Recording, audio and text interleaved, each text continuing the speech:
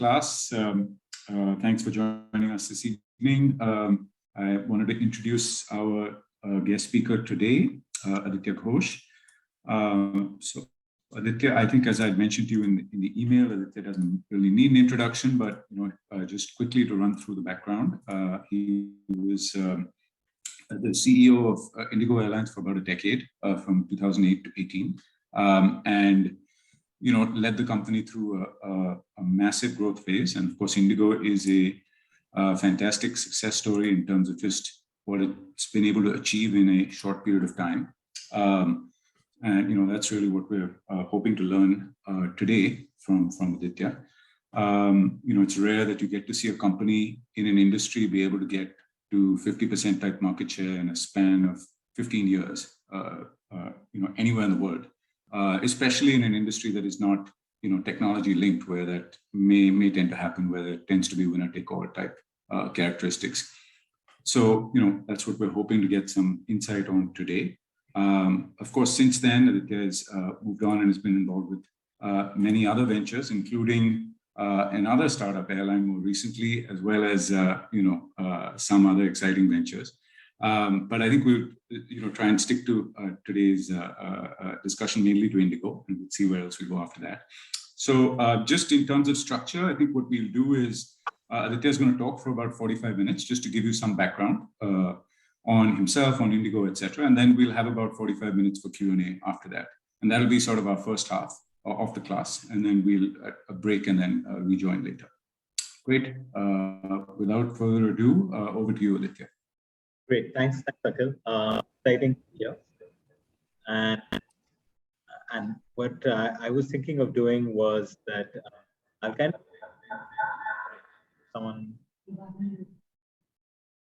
So sorry, I think I can hear an echo.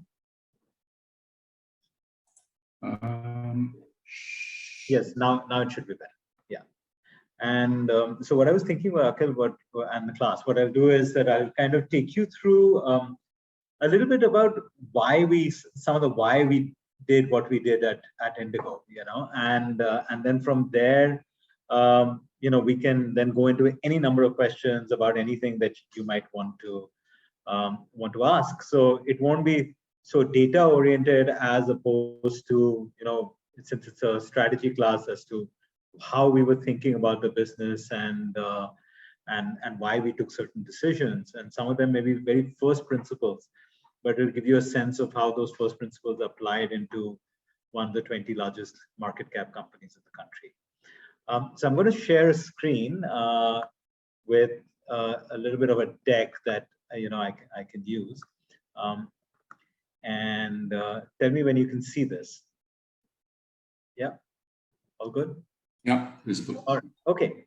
So the reason I called it in pursuit of excellence is that the journey at IndiGo has been about kind of pursuing excellence, which does not have a defined sort of number to it. It was not a market share number or a profit number or an EBITDA number. And at the same time, it was a constant journey of improvement. And that sense of momentum and movement is what gives it that ability to constantly compete with itself. So back in 2005, when we originally thought of ordering the first 100 airplanes, India was one of the most underpenetrated aircraft markets in the world. And what hasn't changed in the last 17 years is that India continues to be one of the most underpenetrated aircraft markets. We had approximately 1 million, one aircraft for approximately, 3 million Indians, versus something like the United States, where it was one commercial aircraft for every 50,000 people. So it just goes to show the sheer gap in the market that there was. Put it in perspective, in India in those days, the entire Indian aviation market put together was about 110 odd airplanes, and Southwest Airlines in those days, a single airline in the United States, had more than 700 airplanes. Today, Southwest Airlines has more than 1,000 airplanes, and the Indian aviation market put together regional airplanes, narrow body jets, wide body jets, international airplanes, all put together are about 500 airplanes. So even after 17 years of this massive explosion in the aviation business in India, the Indian aviation market remains smaller than one of the airlines in the United States. An interesting statistic that always amazes me is that there are, the Indian Railways carries the same number of customers in one day than when compared to the entire, aviation market carrying it in a year. So let's step back to 4th of August 2006, when we first, which was the date when the first IndiGo airplane took to the skies. And at that time, it was a pretty crowded market already. There was this one giant national carrier, which had almost, I think in those days, 80% of the market share. We were not the first low-cost carrier to start. Air Deccan was already started by Captain Gopinath, and where, it was all about getting 1 billion people to fly, and it's a common man's airline. And in that, there came this, one fleet, one type, clean, no frills sort of airline. So the Indian market at that time had, most people were enamored by Air India or Jet Airways or Kingfisher. And even on the low cost side, there was already, SpiceJet had started, Go Air had started, and Jet Light in those days was already operating. Sahara was operating. So we were actually, what's important to understand is we did not have a first mover advantage. We were not coming into a business which had never been done before. It was a plain old boring airline business which had been around for 100 years. And what's I think interesting about the IndiGo story is how in this business or in this sector, which has been around for a long period of time, using the same airplanes, using the same airports, using the same passenger fares, IndiGo was able to create something that the country and the world had never seen. And in those days, low cost was equivalent to being low quality. Many of you may not have been either, may have been in primary school at that time, but generally speaking, people did not want to fly a low cost carrier.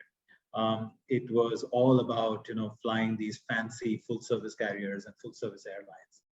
So there was a huge perception problem, even in terms of the brand, that said that that people thought low cost meant cheap, it meant dirty airplanes, it meant bad service, it meant infrequent schedules.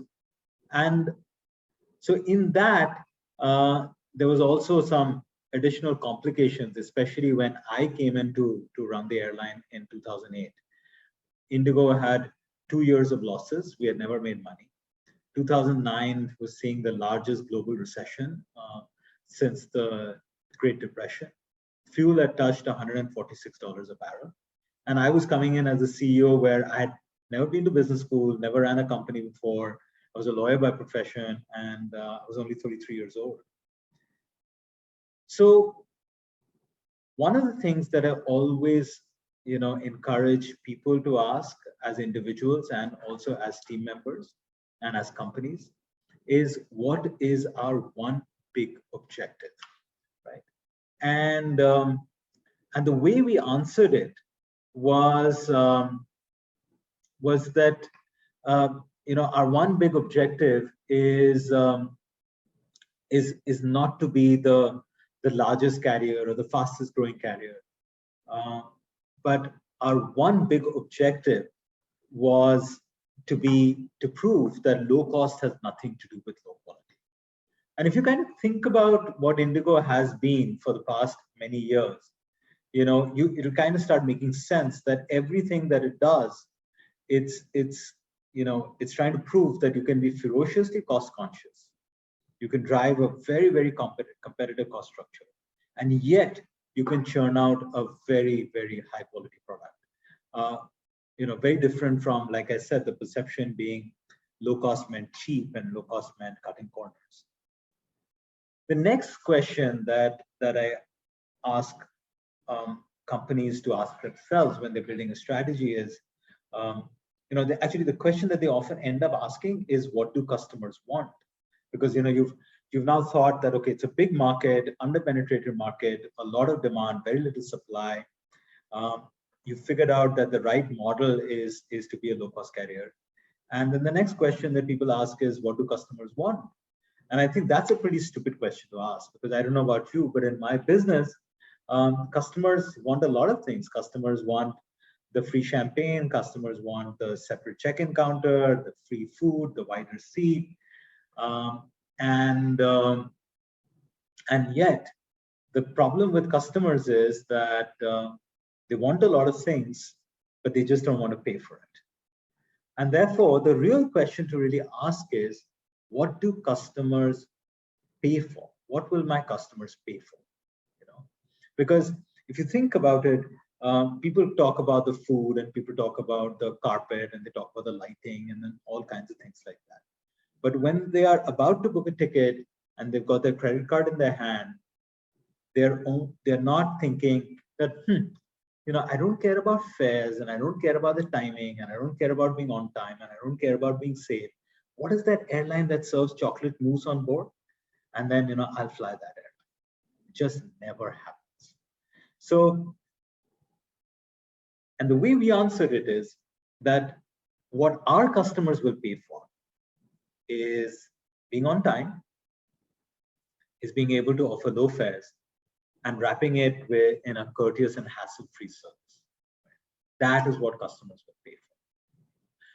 You can throw a fancy seat, but if the on time is 65%, nobody's going to fly. You can give a 6-course meal, but if you charge 5,000 rupees more for that ticket, nobody's going to pay. So it's that focus on what will customers pay for is what determines the difference between wants and needs.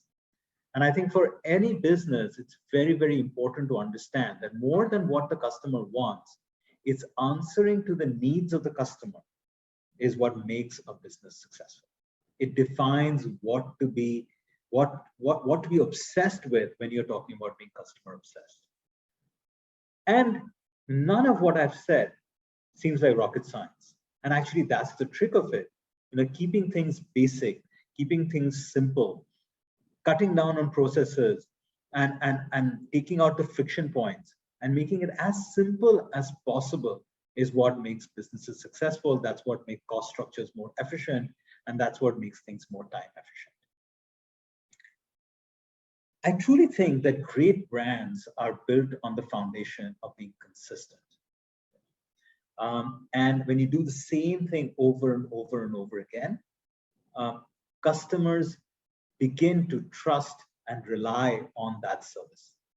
And so one has to be almost boringly consistent, which is, by the way, a hard thing to do because we as human beings, we are so used to our minds getting distracted towards the next new thing that comes through on our table, or the next new sexy thing that just walked across, that we get distracted, and our business strategy changes. There is scope creep, and we forget that actually customers want consistency. Like when you go to McDonald's, right? Have you ever gone to McDonald's and asked for a pizza? I'm sure over the years that McDonald's has been around, there must have been tons of management consultants who walked into the boardroom and told them, like, look, there's this problem that we have. These customers come with their families, and half the kids want pizza and half the kids want burgers. And the kids who want pizzas, we lose them, and they go to the neighborhood store, and we figured it out. We've got the space, we've got real estate, we've got clean service, we've got everything going. We've got a great brand. All we need to do is put a pizza oven and we're going to capture all of that customer base. And what amazing discipline the board tells these consultants, look, great idea, but that's for Pizza Hut. We're going to take a vada pav and turn it into a $90 billion market cap business. That is the power of consistency. Years ago, every year, Honeywell, which is a massive company, and it used to be in those days run by a very famous chairman CEO called Dave Cote. And Dave used to send every year a bunch of his, inspiring leaders from around the world to come and spend some time with me at IndiGo. And so in one of these sessions where, these people had come from around the world, one of the folks asked me a question like, it's almost like a, what do you want to be when you grow up type of a question, right? I mean, where will IndiGo be in a few years' time? And I said, you know what? We want to be like Domino's Margarita Pizza. And they asked me, their eyes are rolling and they're waiting for the story. And I said, look, Domino's started in the United States in 1961 in the state of Michigan. And in the first year, they had 3 stores. And in the first year, they sold 1,000 pizzas. And today, Domino's sells 1 million pizzas a year, going from 1,000 to 365 million pizzas, maybe over 55,000 stores around the world. But chances are that the taste of the margarita pizza is still the same. The customer only cares about the taste of the pizza or the experience on the airplane or the efficiency of getting that McDonald's burger in 100 rupees and doesn't care about market share and how many airplanes and how many stores and so on and so forth. It sounds so simple, but think of how many management teams get obsessed with market share and trying out the next new thing and the next new thing. And by the way, right now, when I say this, I know the question that's coming into your mind is, what about innovation then? And I'll come back to innovation in just a bit. Right? But what's important to understand is that, it's often more important to know what not to do. Years ago, I heard this line originally from another friend of mine who I think Akhil also knows, Rajiv Bajaj, who runs Bajaj Auto. And Rajiv once told me this, sitting having coffee. He was drinking, I was having coffee. That Aditya, in business as in life, it's often more important to know what not to do. That is what creates focus and consistency around what we do.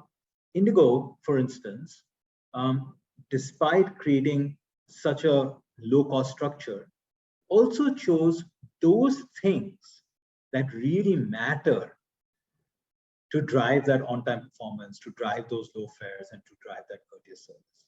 So for example, even when you're building a low-cost structure, it's important to know where to over-invest.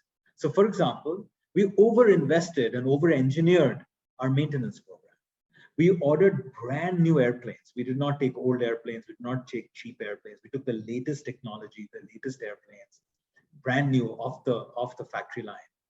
And that's what built this incredible technical dispatch reliability. When you measure the technical dispatch reliability of all Airbus A320 operators around the world, guess which airline has the best? It is IndiGo. It's not Emirates. It's not British Airways, it's not Qatar Airways, it's not Singapore Airlines, it's IndiGo. And it's been consistently so year after year after year, despite scaling up the operation. The lowest cancellation in the industry. Because on time and reliability is what matters to customers. Similarly, in the airline business, there is no 99.99% safety. You can't kill a person 99.99% of the time. It's either 0 or 100, right? So the airline business is something where there is a go or no go. So which puts tremendous amount of constraint. I've also run hotels businesses, by the way, and as Akhil was saying, after my IndiGo stint.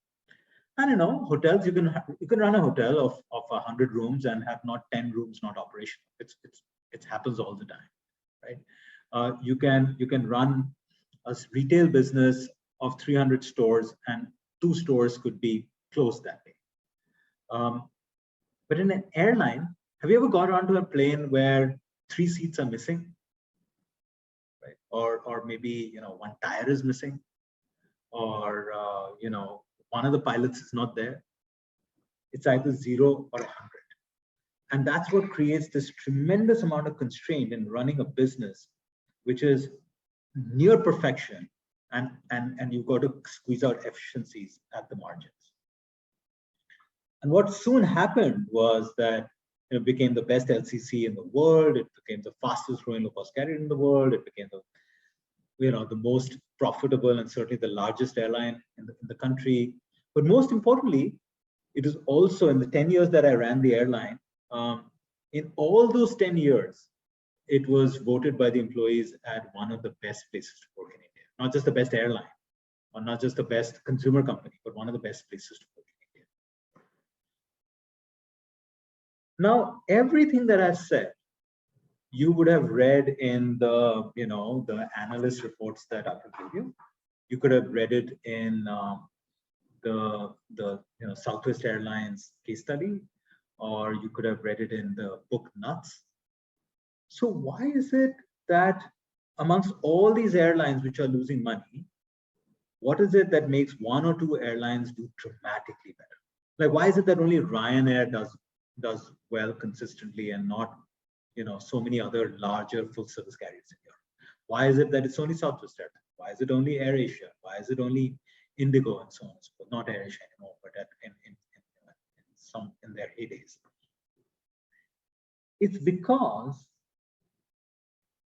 you know, IndiGo looks at 2 things. We looked at things as competitive advantage, which basically means turning the airplanes around faster, which means a better sandwich, which means a cleaner airplane, and so on and so forth. But that somebody else can also do. If they just focus on it, they can do that too. So therefore, there's a difference between a competitive advantage and a structural advantage. A structural advantage is that which the competitor cannot copy straight away. They might be able to copy, but it takes several years for them to catch up to where you are. And that's what it's very important. It's not enough to be competitive. You know, being competitive is like being in a rat race. You know, because if you run a rat race, then, you know, even if you win, you're a rat. The idea is to move from a rat to a cat, and that comes from having structural advantages. What could be some of those structural advantages? Fuel is the largest component of an airline's cost structure. So, or the first 100 airplanes. So when IndiGo came in and ordered the first 100 airplanes, I mean, I was just shy of 30 years old when I signed that 100 aircraft deal. This was 2005, less than 4 years after 9/11. There are hundreds of airplanes sitting in the desert. Nobody's operating them. Nobody's thinking of the airline business. There are large airlines which are going into bankruptcy. We came in and ordered 100 airplanes, and 100 brand new airplanes, the largest civil aviation order in history.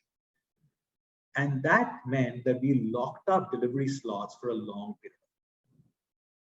Now, somebody else says, oh, that's a great idea. But now when they order airplanes, there are 100 airplanes behind.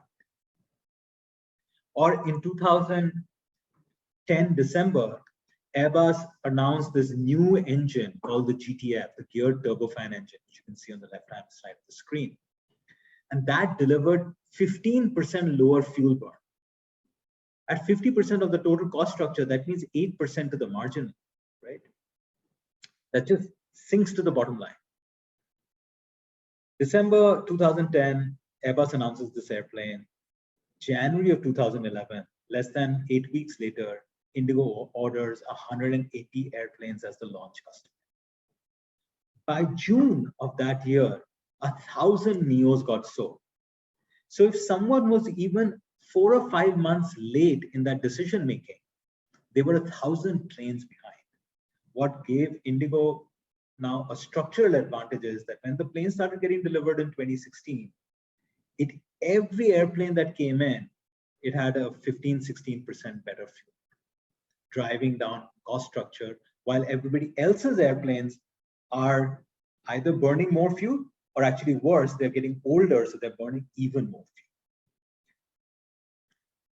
So once you've done these, and people have figured it out, right? I mean, now I was just reading some of these annual reports. Everything that I've said, it's already there. You can do sale and lease back. You can order bigger planes.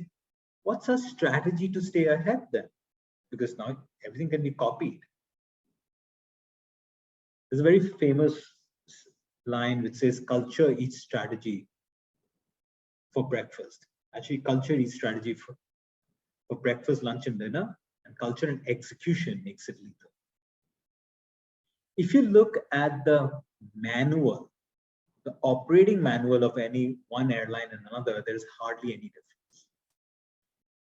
But what takes that manual into clear performance on the ground and to reality is culture and execution. So more than even the strategy class that you are studying today, I think great businesses are built on fantastic execution based on people culture that makes them just so different from everybody else. Because that is not written in a manual. You cannot copy that. And part of that, actually a big part of that, comes from a learning experience that the company and the organization and people go through. It is not training. Training is like training monkeys. You tell people to turn a spanner, and they're turning the spanner. It's like an old Charlie Chaplin movie called Modern Times. Learning is when you understand why you're doing something and what is the purpose behind it, and then that makes a fantastic fertile ground for innovation, where thousands of colleagues and thousands of employees are thinking, how could we do this better? Because they are very clear as to what the mission is and why they are doing that. And in this, when we are dealing with very large companies with lots of employees, one of the questions that often comes to me is, how do you build consistency? How do you have people sort of following what you're saying? It's actually when people realize that their biggest auditor is not some audit team. Their biggest auditor is the person staring back at you from the mirror. Because that person in the mirror will always know where you cheated. Not cheated anybody else, but cheated yourself from the opportunity of being the very best that you can be. An airline is an amazing example of this. Unlike a bank or a retail business or anything, has it ever occurred to you that there are no cameras on board? No one is watching. When those flight attendants and those pilots are delivering the service that brings customers back over and over and over again, that consistent service that I was talking about, they're doing it because of the sense of pride that they have in what their job is. They're not doing it because an audit team is sitting on them or a camera is watching them. And then in our business, there are tons of challenges. Crude price goes, it's insane. It moves up and down once a month. And that's 50% of the cost, or at least 40% of the cost. Imagine another business. Let's say you're in the real estate business and you're building buildings. Can you imagine if on the first of the month, every month, 50% of your cost structure changes? Suddenly, whatever it costs to build the building, half the cost just goes up and down. But that's the airline business. It does go up and down. And it has nothing to do with you. It just show up in a newspaper. In India, operating a business where a lot of the cost is dollar denominated. Lease rentals are underlying dollar denominated. Fuel is underlying dollar denominated. Lease rentals are underlying dollar denominated. Aircraft maintenance cost is underlying dollar denominated. And the Indian rupee and the dollar has a strange relationship, which can basically, really hike up your costs. Now, when I've said this, And this is what, you'll open a newspaper, you'll open a report, they'll all talk about this. The next thing I want you to think about when you're thinking about strategy is, what is the difference between a challenge and a risk? The way I kind of define it is the things that I said, the fuel price, the dollar, the slowing down economy, these are challenges. Because they all apply equally to all the players. It's not special to IndiGo. It's not special to Akasa. It's like crossing a road, a busy street in Delhi or Mumbai is a challenge, but it applies to you and me equally. A risk, on the other hand, is internal. I have the risk of dying of a heart attack. It does not apply equally to all of us. Therefore, instead of focusing on all the things that apply equally to everybody, one should actually focus more on what are the risks which are internal to you as a person and an organization. And I have noticed time and again over the last 15, 20 years, that especially when people become successful, organizations become market leaders, the two biggest risks, which are different from the external challenges of airport charges and travel costs and management inefficiencies, right? The internal challenge and the internal challenges of scarcity of talent and all of that. All of this applies to everyone. Our biggest risks, the two biggest risks, are complacency and arrogance. When you think of companies which are no more, whether it is, Kodak, or whether it is, Blockbuster, or whether it is like, there are so many of these companies which are not there anymore. They're not there anymore because of either complacency or arrogance. It was not because of some external factor of the fuel price of the dollar. Kingfisher is not there today. Jet Airways is not there today, not because they were facing some unique challenges. We also face the same. But I believe that they failed because of complacency and arrogance. So in this, who's our competition? And especially for an airline like IndiGo, who's our competition? You have 50% of the market, 60% of the market. Your next new guy, next competitor is 15, 16%, 1/4 your size. Your biggest competition is who we were yesterday. And as long as we continuously try to keep improving, and that is that journey that I was talking about, IndiGo tries to stay ahead. That's what Usain Bolt does, right? Usain Bolt starts to compete against himself. That is what Sachin Tendulkar does. He tries to compete against himself. That's what IndiGo does. And in this journey, it's not important never to fail, because all strategies fail. What's important is to understand that every time you did not take a shot, you stayed stagnant. Actually, every shot you didn't take is a shot miss. Secondly, what's important to also understand is it's not success or failure. The way to think about it is, what is the outcome? If the outcome is closer to what you had planned, we call it success. If the outcome is dramatically different from what we had planned, we call it failure. But if we kind of think of it like an outcome rather than a success and failure, I think what it encourages human beings to do is to start thinking, okay, what is the input that I gave into this for this outcome? So next time I'm going to try it, what did I learn from this outcome where I'm going to try it a little bit differently next time? At the same time, the airline business has a unique challenge, which does not apply to automotive business, which does not apply to tech companies. The unique challenge is that when the most important customer walks into an aircraft, the senior most person that they will ever meet is a flight attendant, or at best a pilot saying goodbye. Today, if you went to Tata Motors and said, you know what, I want to buy 5,000 buses, I'm pretty sure the CEO of Tata Motors will show up. But when Mr. Akhil Dhawan or Mr. Ashish Dhawan or Mr. Narayan Murthy or Mr. Premji or the Home Minister of the country flies IndiGo, or hopefully will fly Akasa, They don't know who Aditya Ghosh is. They don't even care. And so the unique challenge is how that frontline person feels like they are the president of the airline. They are the CEO of the airline. And that's what, therefore, you need to ignite this sense of leadership right at the front end, where there is a lot of zeal and passion. The middle section, where they have an aspiration to do something else. And then the top section, where you're preparing them for success. And in that, what is the role of a leader like myself? What's the role of a CEO? Or in that matter, when you are leading teams, you will be going into entrepreneurial journeys, you will be working in large teams, or you'll be responsible for someone else. What is the role of us as a leader?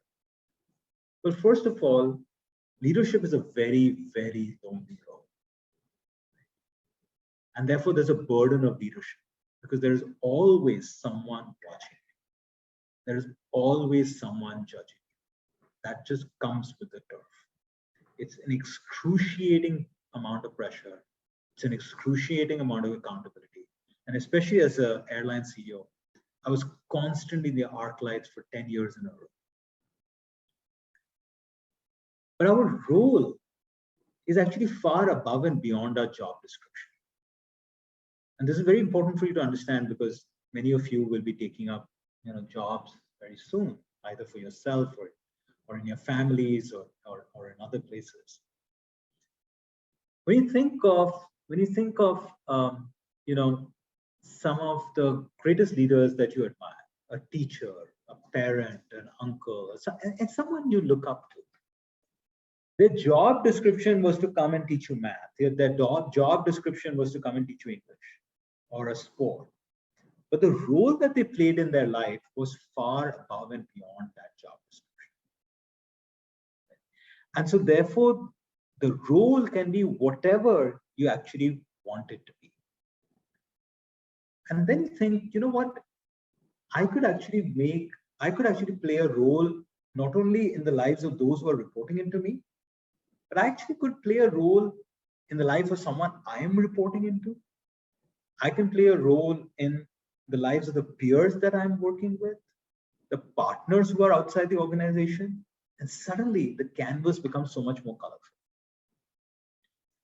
The yoga guru B.K. Iyengar, who passed away a few years ago, said the only way to create these impossible looking poses, yoga poses, is to find your center, which creates stability and then stretch. And the way I kind of think about always is your job description is what gives you that stability, which is the center. But what you stretch yourself out to be is what creates you truly to be a leader. And one of the ways that we defined ourselves and define the leadership at the front end, which is what creates that on time and that consistency and the clean airplanes and all of those kind of things, is to make people understand and believe and truly, empower them to feel that they have the power to make a change.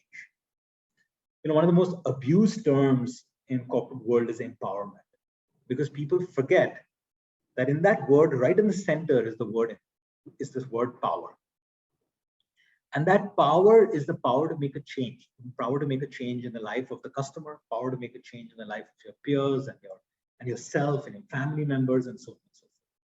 And when you feel that passion and motivation comes from within you.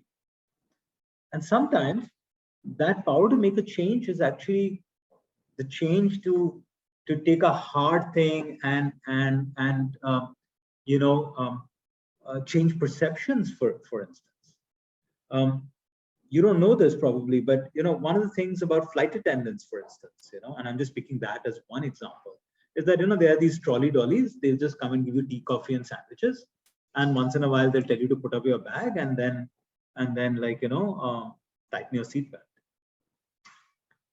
Here are some interesting facts about flight attendants, at least the airlines that I have worked at. Every flight attendant is trained to empty out an airplane full of passengers, which is burning, with half the exit doors shut in less than 90 seconds.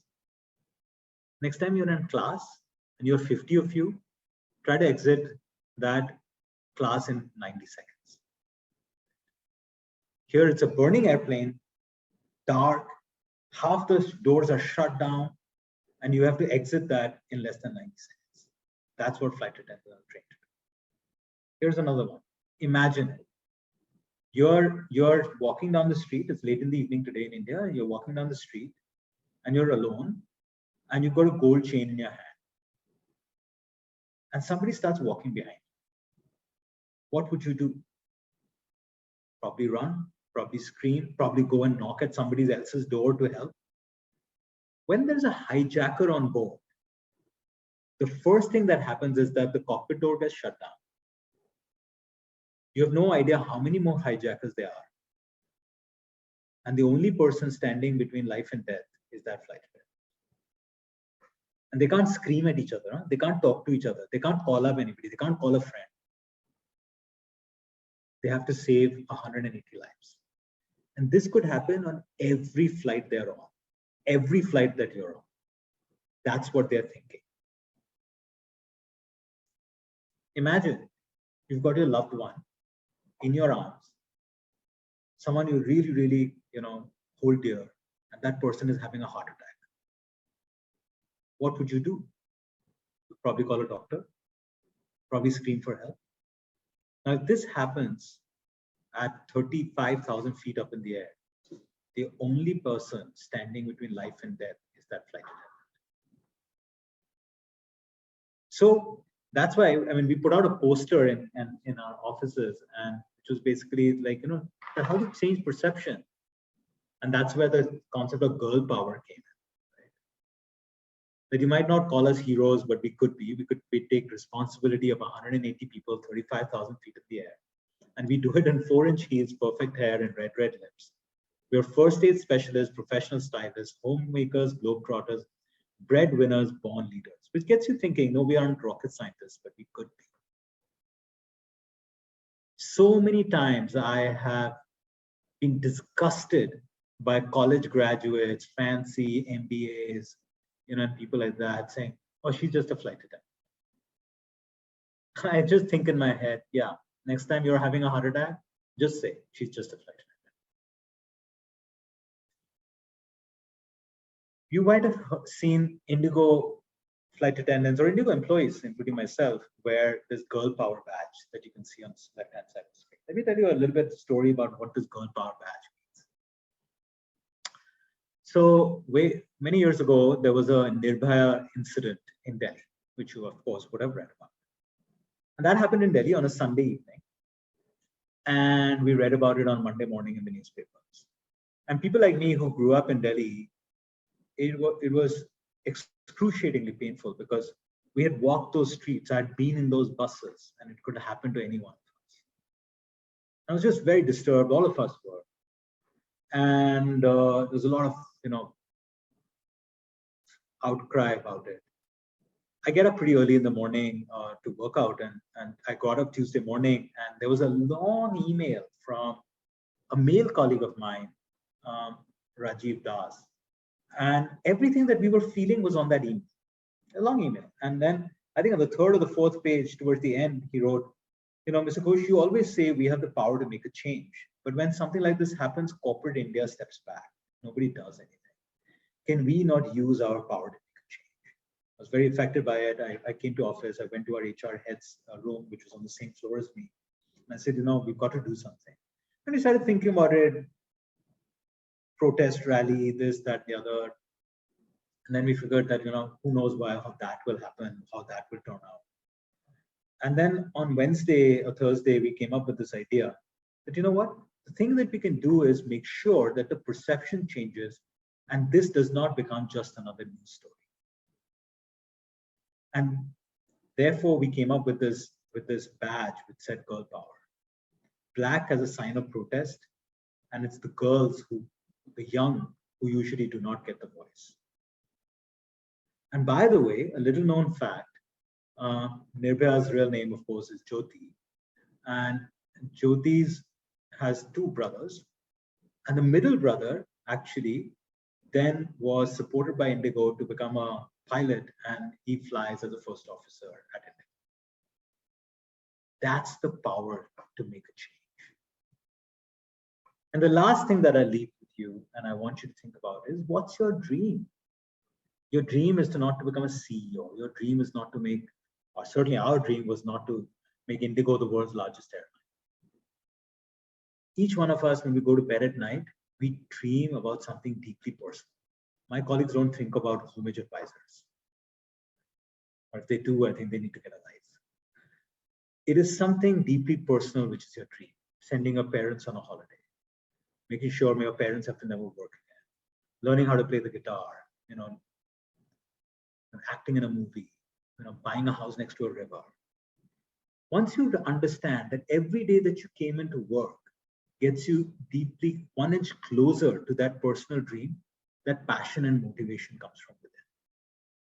The reason why IndiGo or hopefully Akasa will be able to churn out that consistent is because that passion and motivation comes from within when no cameras are watching, because each person is pursuing their dream.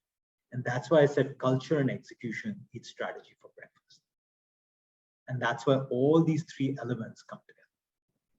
So don't forget to smile, and I hope you're going to chase your dreams. I'll stop sharing now, and I'm happy to take any number of questions.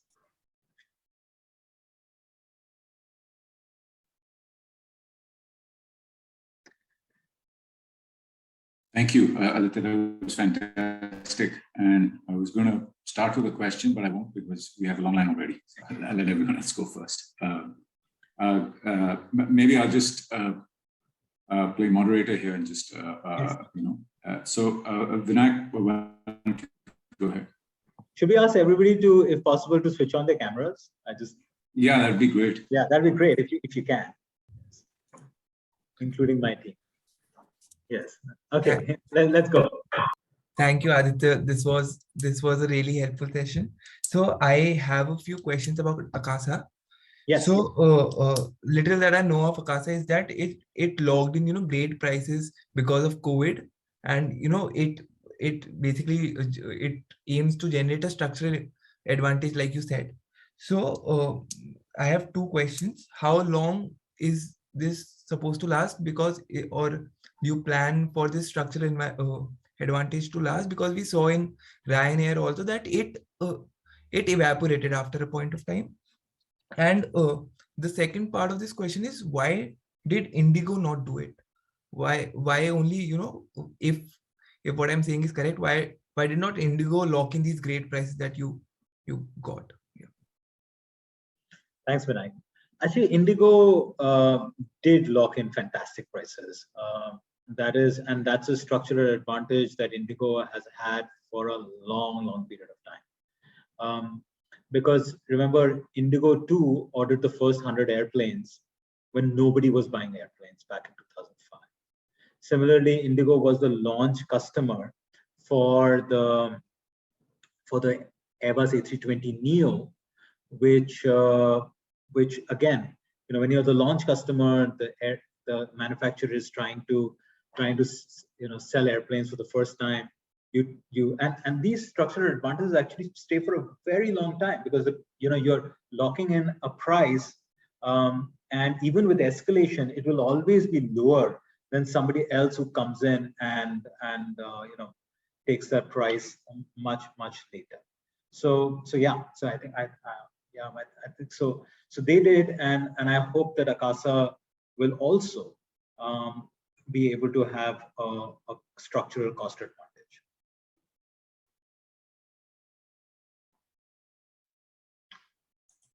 Okay, Raghav, you're up next. Hi, Aditya. You talked a lot about the importance of culture. So when you were taken over originally, how was the culture in IndiGo, and how did you go about building that culture? Actually, to be honest, at that time, attrition was very high, because I was involved in, of course, starting the airline, like I said, but I came in to run the airline only in 2008, after the first 1.5 years of operations were over, nearly 2 years of operations were over. and attrition was high. There were a lot of people wanting to leave, even at a senior level. Company had not made money, and like, you know, there were groups of employees. There were lots of like different groups of employees, as opposed to one common sort of, you know, ocean. And I guess, you know, there are lots of things that go into building cultures. But if anything, I think there are 2 or 3 things which are fundamental to it. One is continuous engagement and communication, where people start getting involved in even some of the bigger decisions and the way the company is moving. And at least people should know exactly what is going on.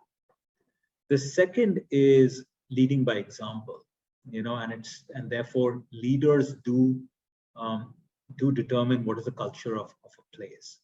And I think so the burden of leadership actually falls on the people who are actually leading the company. And then the third is that, which is I think the most important element, which is that whatever is the external brand values, they need to be completely aligned and almost identical to the internal cultural values. So if it is on-time flights, what we said is that it's got to be on-time meetings and on-time salaries and on-time promotions and on, you know, if it is to be hassle-free and courteous, it has to be a courteous and hassle-free environment to live in, I mean, and to work in before there are hassle-free flights. If it is low fares, then we've got to ensure that we are not going and, you know, busting budgets on big offices and fancy cars and so on and so forth. Right. So I would stay in the same hotels as the crew would stay, and I would, you know, be in the same cabs as the crew would be in, and so on and so forth. So I think there, out of the many hundreds of things that can happen, I think these 3 are fundamental. Great. Swarna, you next. Yeah, mine is a sort of build on the previous question. So in the beginning, you mentioned that, you know, you need to stay boringly consistent. And you also mentioned that the operations of every flight carrier is very similar.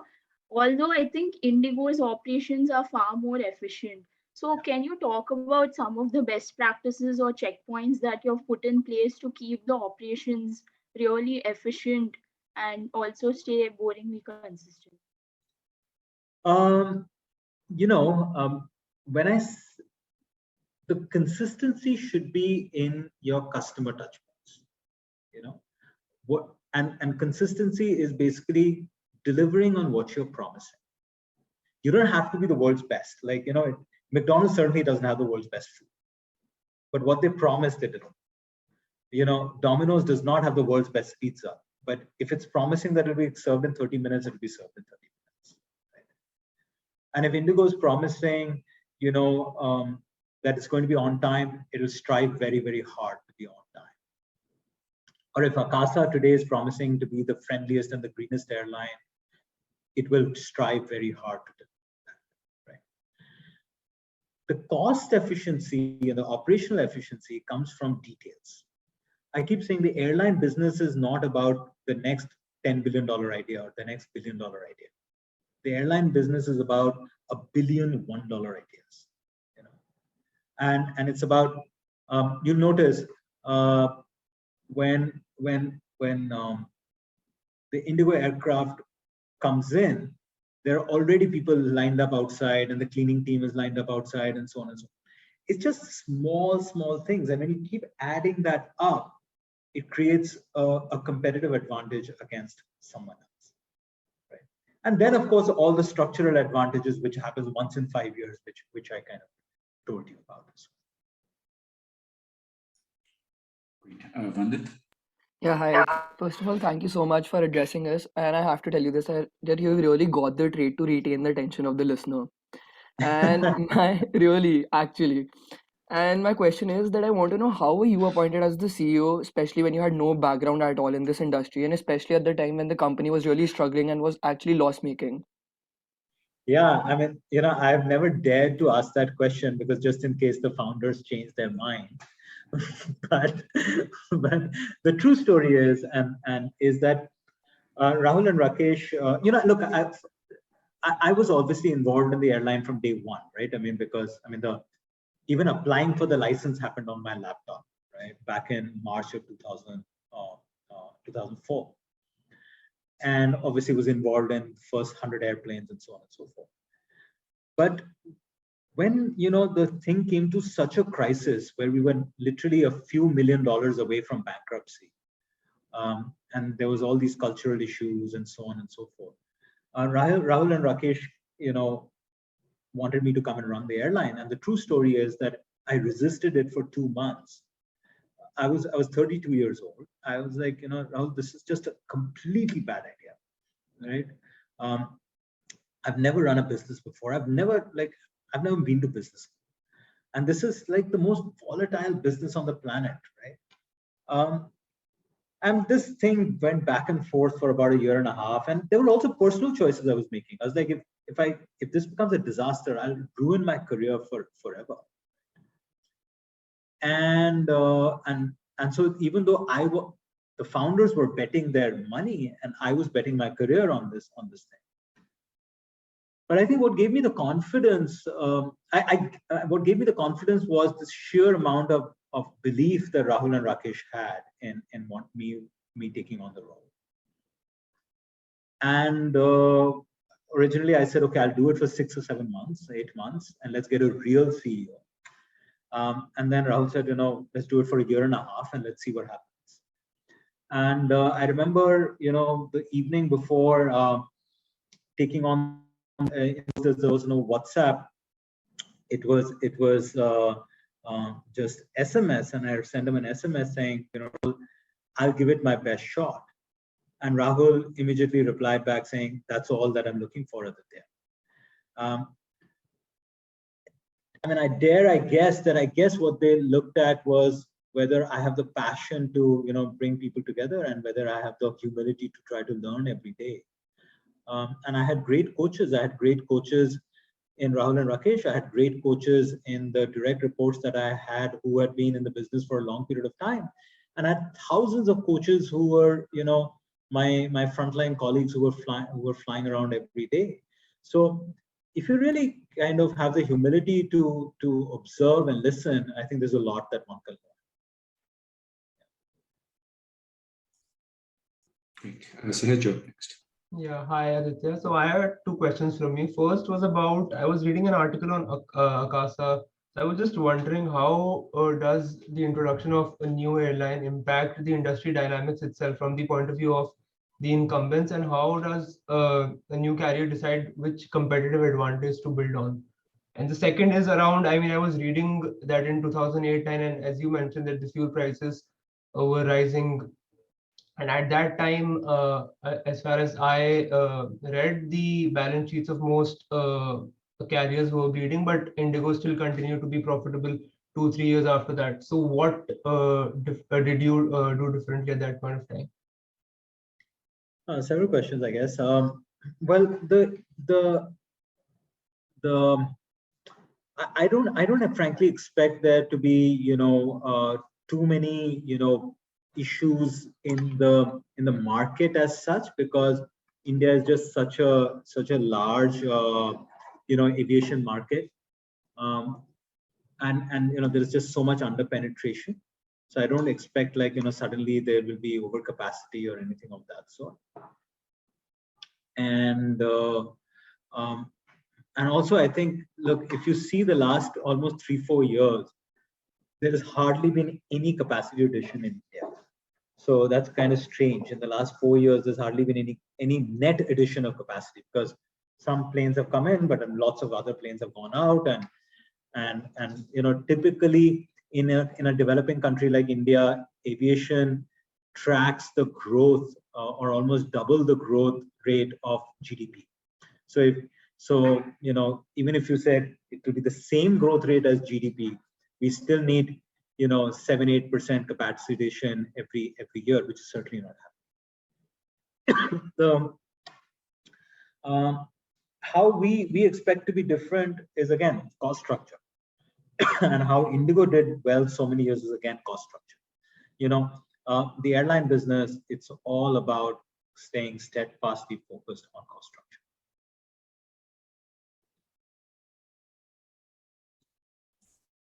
Wait, Aishwarya, you're next. Thank you. And I concur with Vandit when he said that you do have the ability to keep your audience hooked.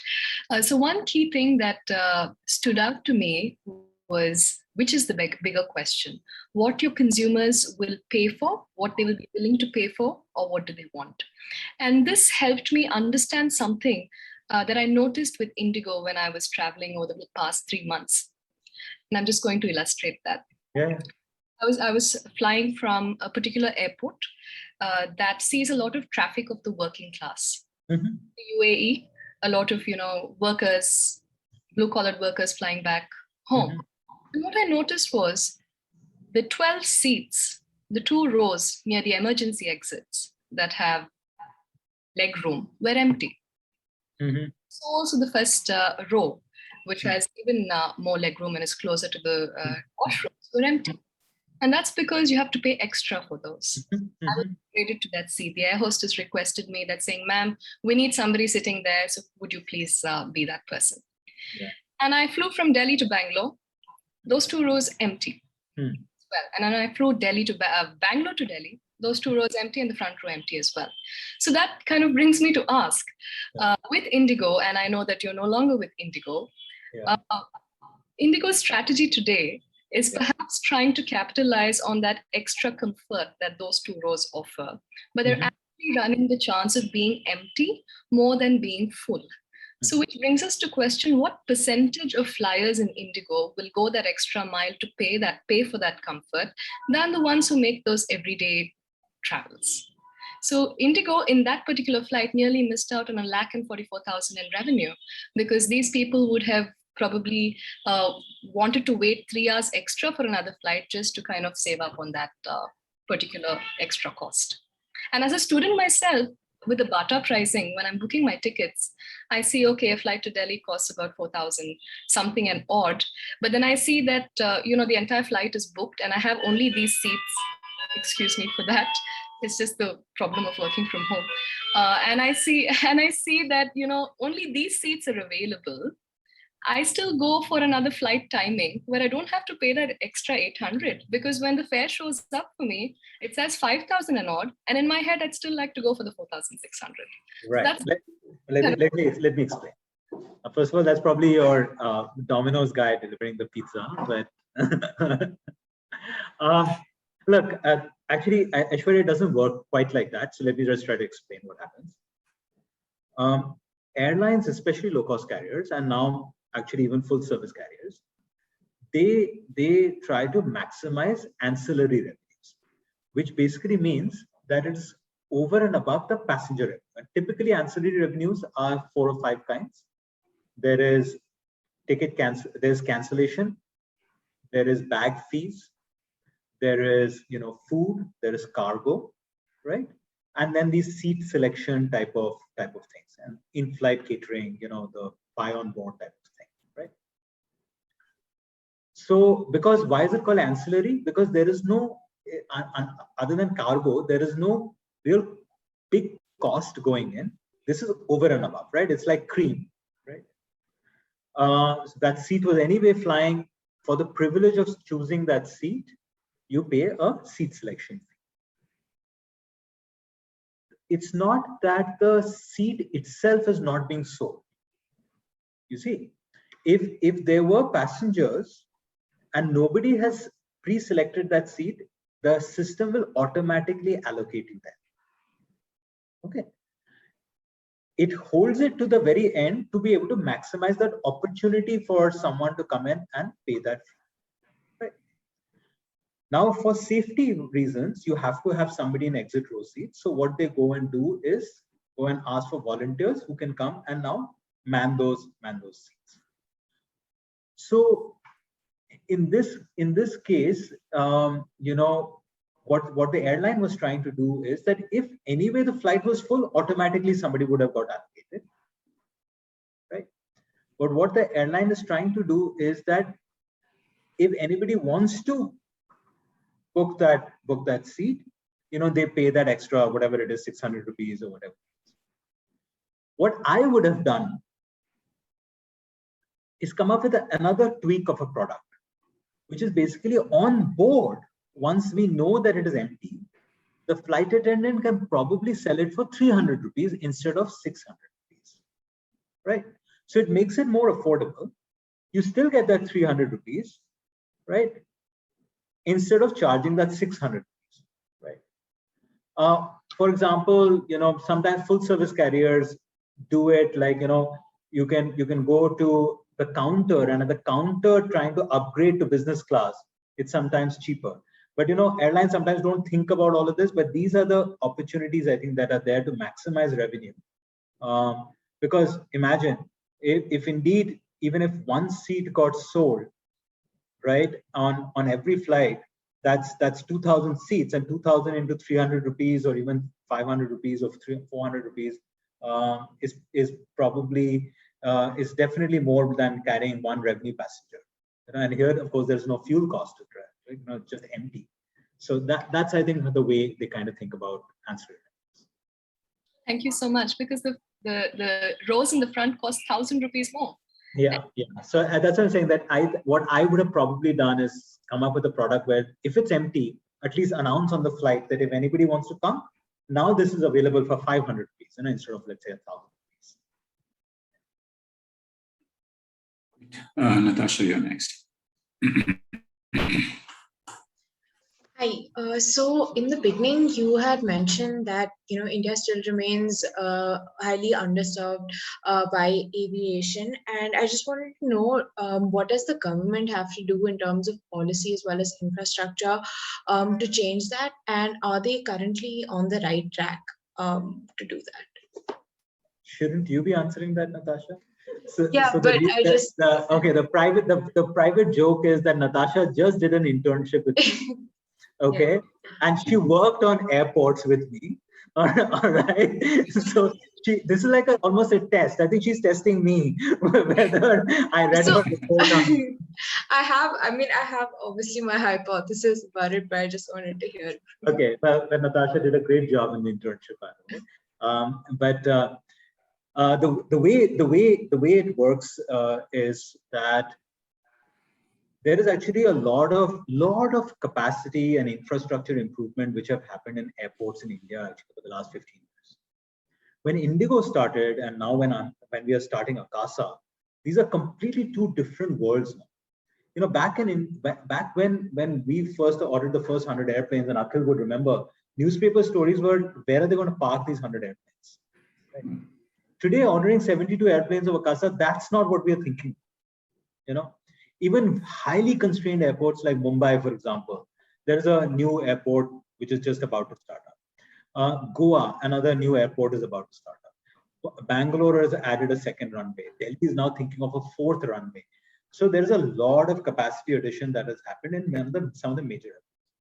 Tons of new airports have opened up. Like, nobody thought 5 years ago that we'll have flights to Pantnagar, and we'll have flights to Bareilly, and we'll have flights to many Jharsuguda, and all kinds of places, right?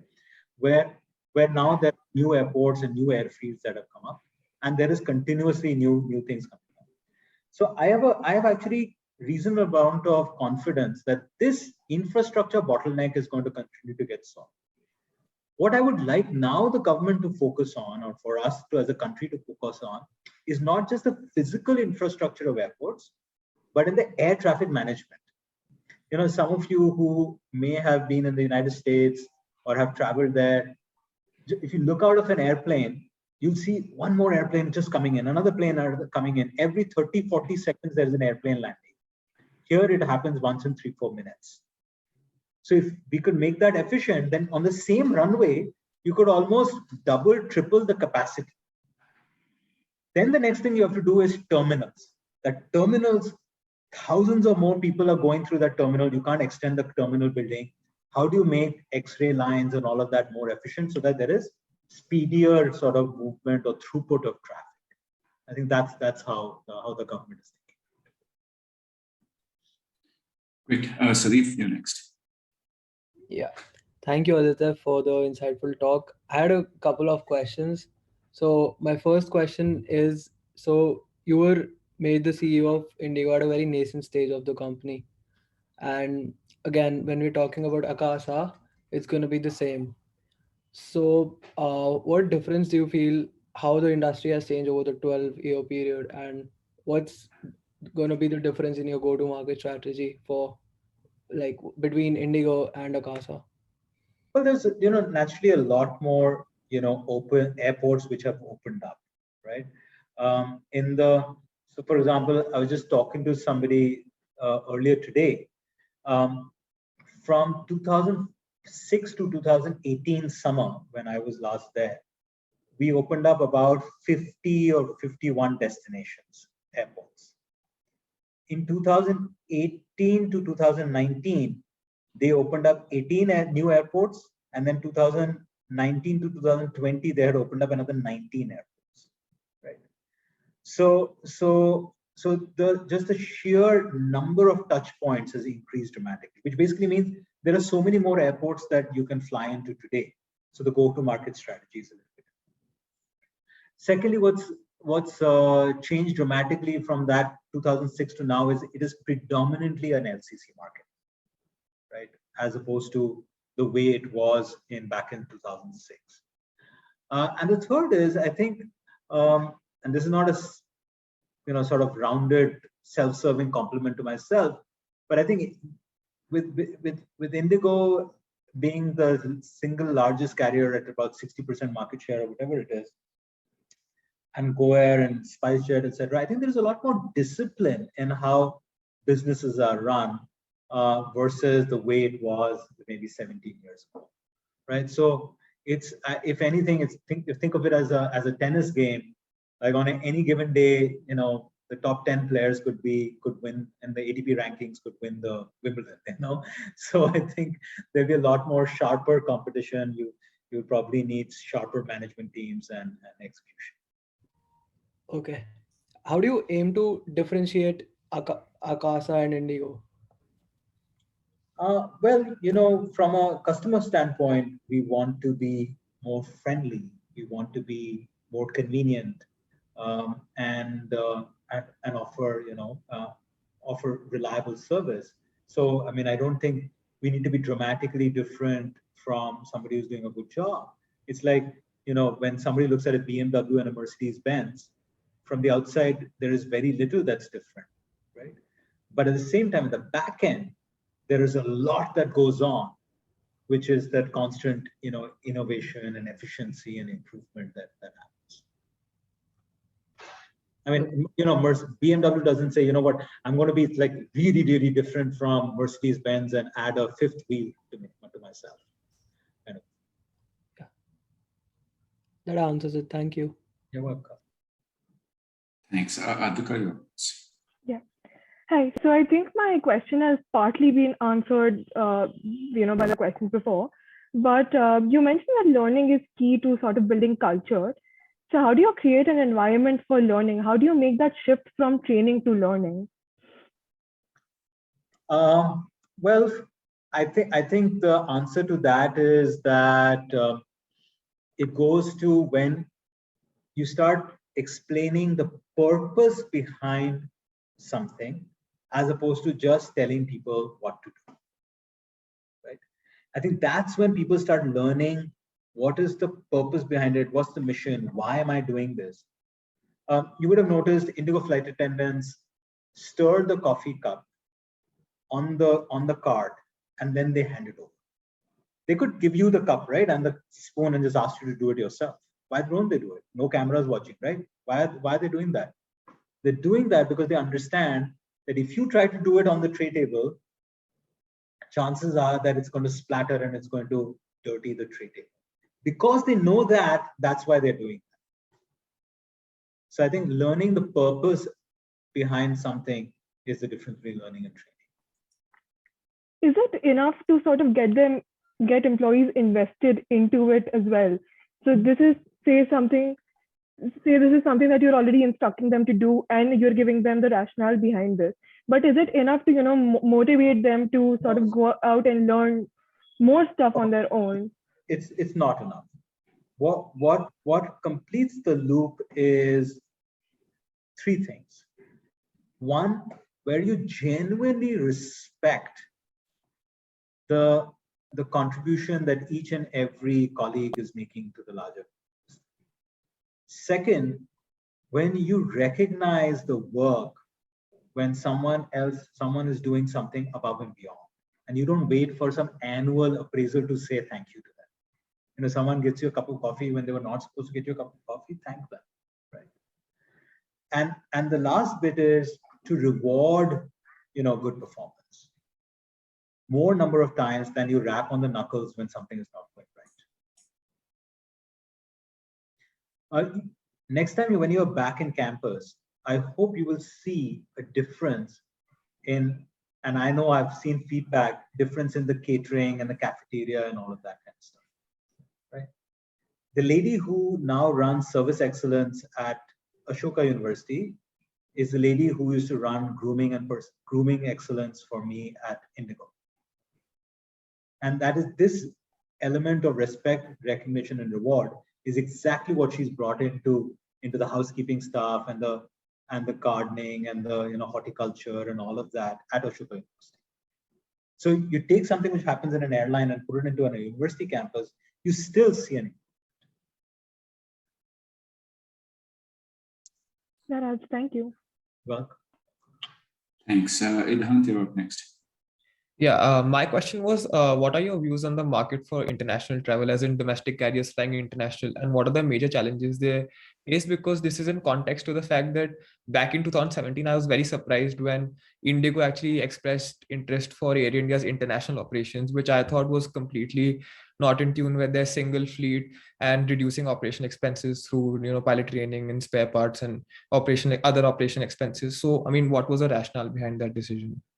Well, at that time in 2017, the idea was that, can you create because Jet Airways had failed, Air India was fumbling, and was there an ability to just kind of take just the international routes, get fresh new airplanes, and then kind of bolt it together with the domestic operations. To be honest, while it did go under my signature, but I was not a fan of this strategy, and I actually definitely, and which is what's playing out in Akasa. I'm definitely more focused around driving uniformity and singularity of purpose. And now that these are all public numbers, if you see in 2015, we listed the company in 2015, and if you see the March earnings calls, March 2016 earning calls numbers, the non-fuel CASK was 1.88 rupees. In 2018, March of 2018, when I left, which was the last earnings call that I did, it was about 1.94, right? And so over a period of 3 years, it had moved from 1.88 to 1.94. And if you see that number to now, it's actually a 40% increase in the non-fuel CASK. So one has to wonder what happened in the last 4 years, where there has been such a dramatic increase in the cost structure of IndiGo. And this is non-fuel CASK.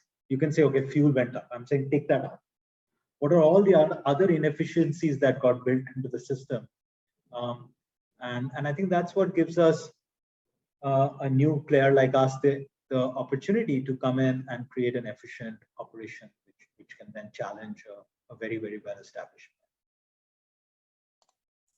Thank you. Hi, Aditya. So I have two questions for you. The first one was primarily around, IndiGo buying 100 aircrafts, and then later they bought 180 another. And I was wondering, where did they get the cash for? But then I realized that there's this rent and lease model that you can use. So from there, I sort of realized that, there's a method that you can use it, and every other airline can do the same. But I was wondering why did others not do that? What factors sort of prevented them? What sort of structural advantages did IndiGo have at that point? So a little bit about that. And the second question is about the recent Ukraine versus Russia conflict that's been going up. So the fuel prices are obviously they're rising in the 7 years high right now. So I was wondering how do airplane industry plan to like tackle it? And like, is there a trade-off between, let's say, passing down the cost to the customers directly or taking the losses? Yeah. So let's answer them one by one. When IndiGo, or it's the sale and leaseback model, by the way, a lot of airlines now do it. Almost every airline does it. The reason at that time that IndiGo was one of the first to do it in a big way, we were not the first, but we were the first to do it in a big way, is that at that time, see, one of the moment you do a sale and lease back, right?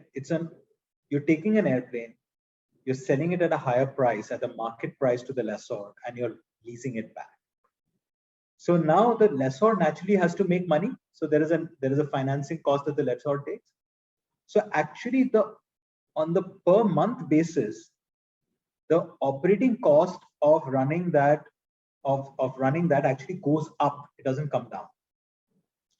There is an advantage, of course, you get a cash injection, so it helps with working capital, but it doesn't hit your profit line. It gets amortized over the life of the lease.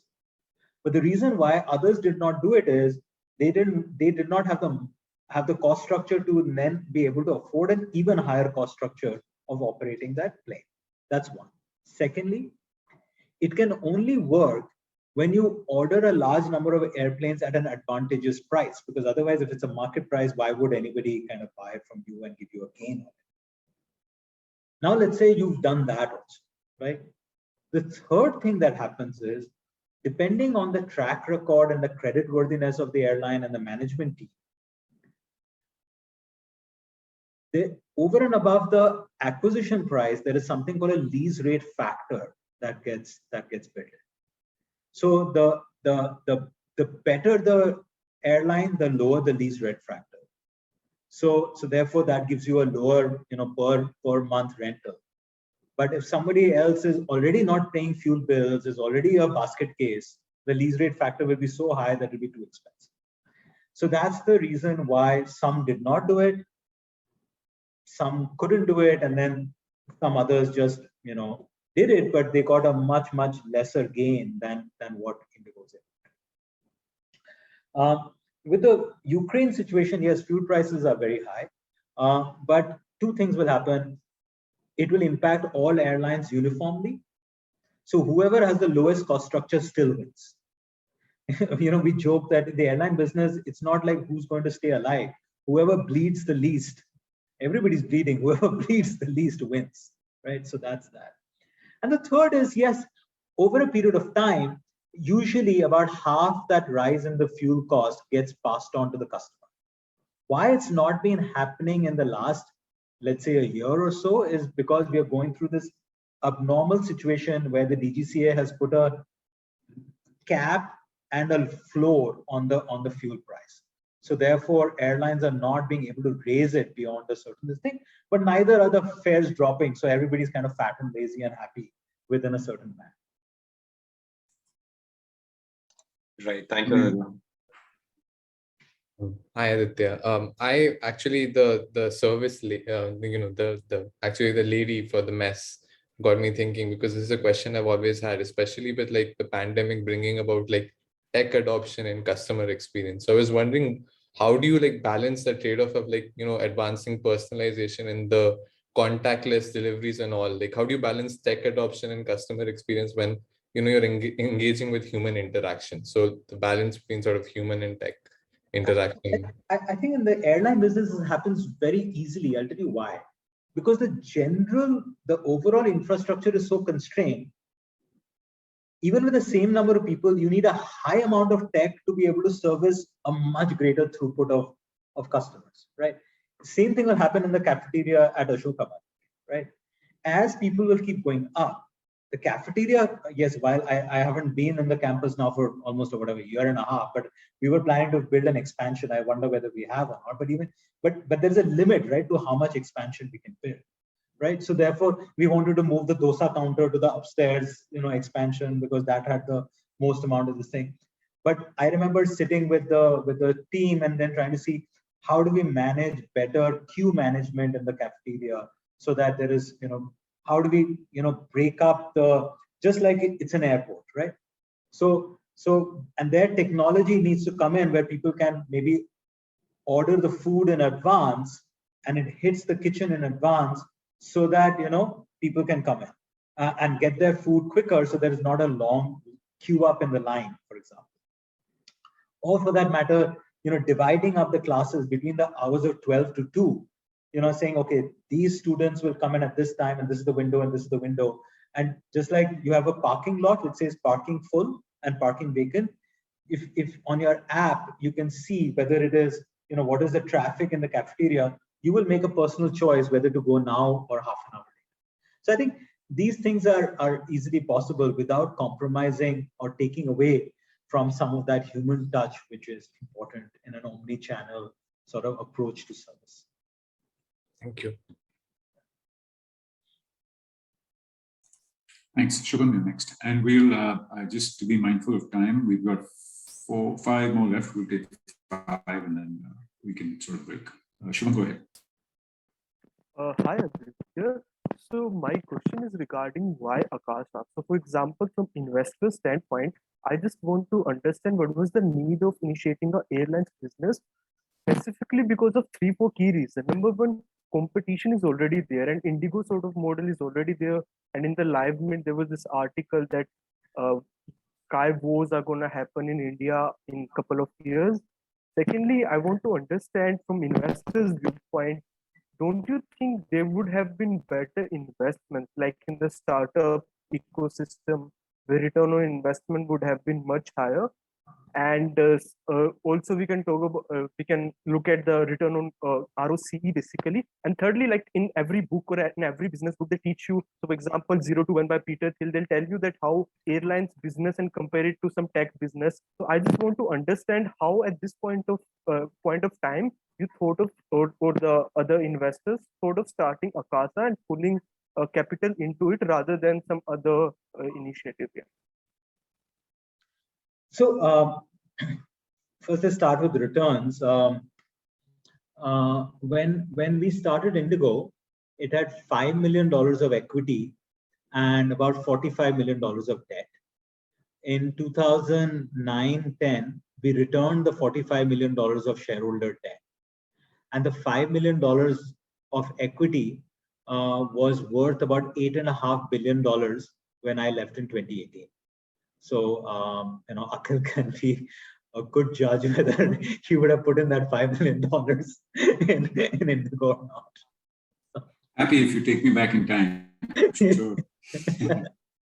What I'm trying to prove is that, just like whether it is tech or anything, right? It's not that the entire sector is whitewashed. You always have a few players who will just create something spectacular. Okay, so that's one, and it goes back to and really on a more serious note, Akhil will be more astute at answering how investors think of backing management teams, right, or businesses, not just in the airline business, anywhere. But what I'm usually told is that it is to do with, what's the opportunity, what is the team, what is the strength of the business plan, and what's growth, and so on and so forth. But Akhil will have a much more sort of articulate answer to that. I think there is a need for Akasa today because in a country the size of India, we will not, we cannot have a situation there is only one sort of, successful airline, or there's only one carrier which is. So there is always an opportunity for at least two or three large, well-established players in every sector, whether it is automotive, whether it is financial services, whether it is banking, telecom, so on and so forth, right? And therefore, we see that, there will be a few carriers who will either not survive or will shrink or will have serious financial stress. And as the largest carrier also, looks at several different sort of, avenues, whether it is cargo, long haul, this, that, the other, I think there is definitely an opportunity to create something which is focused, low cost, superior cost structure. And in the airline business, always comes down to cost structure. Yeah, that makes sense. But I have a small pushback. So I was wondering, like in the airline business, you'll have to compete for every year, basically. Compared that to something like you were part of OYO also. So that is a sort of business. Once you get a huge market chunk, you are maybe set for a couple of years, and then sort of the growth would be really spectacular. So I just want to Not at all. Not at all. I mean, actually, it's it's the opposite. Nowadays, I mean, you can never, and you can just never sit back and say that you're not going to be disrupted. Look at what's happening with Facebook. Did you think even 1 year ago that they is going to lose $200 billion of market cap? Right. And there isn't another Facebook. Here to there is a monopoly. So disruption can happen almost from everywhere. Yeah. Not that OYO is not a strong business, but absolutely. I think it's just a question of who runs a smarter business. Yeah, I think that makes sense. Thank you. Thanks, Dave. You're up next. Hi, Aditya. So I think I had two questions, and one of which I think you answered in the previous question. So the first question was that, you think that the airlines industry is a one player takes all industry. And I think the sense that I've gotten from you is that no, I think 2-3 players can exist in the market and still be profitable. But do you think going 20 years down the line, the airlines industry will have more than 2 or 3 players who will be profitable in the Indian market, in the Indian domestic market? And my second question is about Air India. So, I mean, a bunch of readings that I've done, they point out to the fact that the LCC model in India is superior. So do you think that Air India now, given that it's under Tata and given that the idea is to make it more efficient, to make it profitable, do you think that they are going to shift to the LCC model? And if not, do you think that, an LCC model and a full service model can coexist in India, in the domestic market, of course? Well, 20 years from now, I don't know, but definitely, I think it's very difficult to imagine that there'll be one air. I mean, it's just very, very difficult to imagine that. So it is not a winner takes all at all. As far as Air India is concerned, they have a lot of cleaning up to do, and the Tatas are a smart company. I'm sure they're thinking of all kinds of things. Clearly, cost structure has to be brought down. But, before they touch Air India, then they'll have to touch Vistara as well. Between the two airlines, Vistara and AirAsia, I think they have lost about $1.2 billion so far, right? Not counting Air India. So therefore, they I think have their work cut out, but I doubt if they're going to flip it into a low-cost carrier. I mean, who knows? But that's not what I would expect them to do. Jyotika? Yeah. Hi. So as you had elaborated earlier, you had a massive career change. So how would you say your skill set that you gained as a lawyer helped you in your new role? Or maybe how did you have to change your mindset and adapt to new ideas and, change your mindset from being a lawyer to adapt to your new role? And now, like nowadays, college students face so much pressure on finding the right job after graduating, and they're often expected to plan their career early on. So what advice would you give us?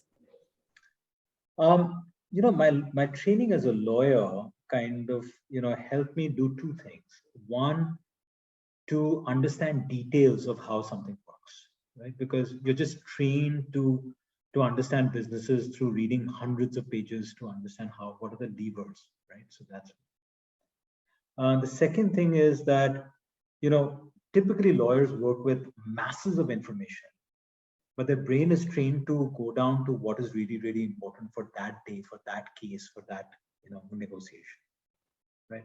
So to separate the news from the noise, I think those two skills really did help me.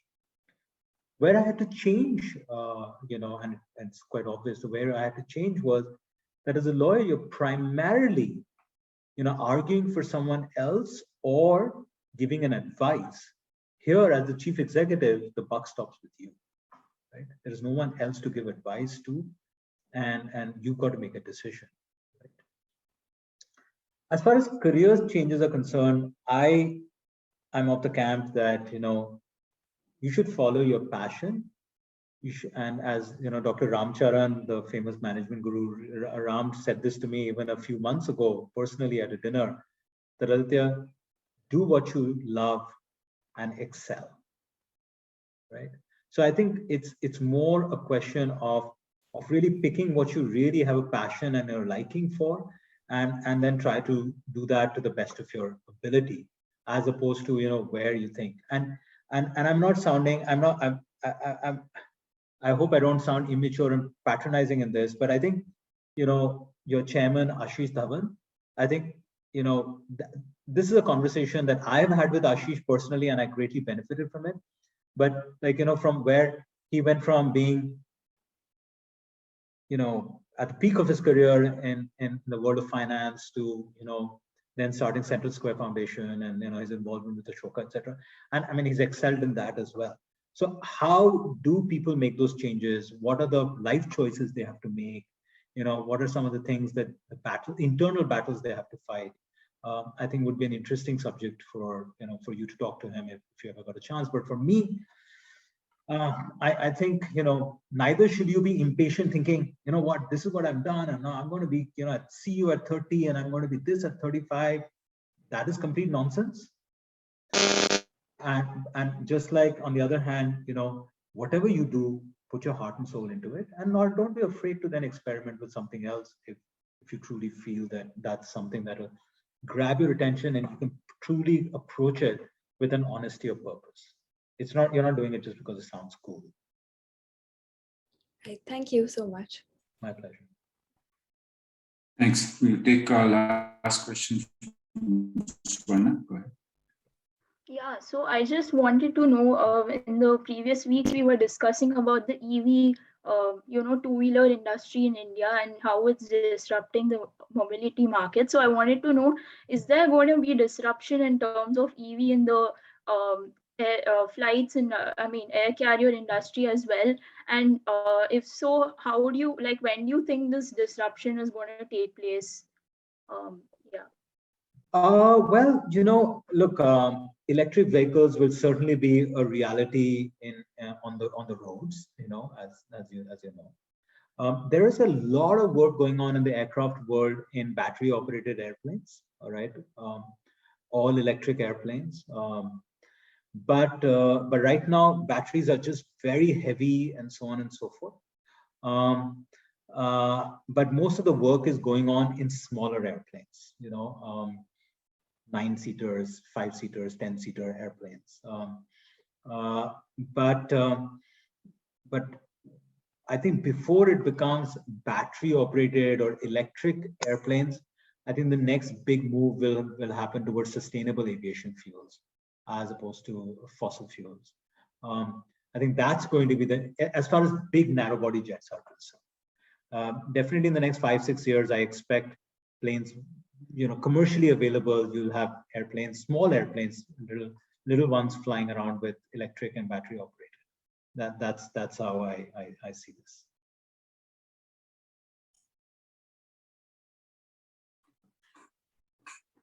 Great. Thank you. This was Aditya. Thank you for your time. This was extremely insightful as well as a lot of fun. Thanks for having me. I'm sorry we went over. Amazing. Yeah, thanks. And hopefully we've inspired a few people today to go start an airline or generate IndiGo-like returns in the future. Great. Thanks so much. Thanks.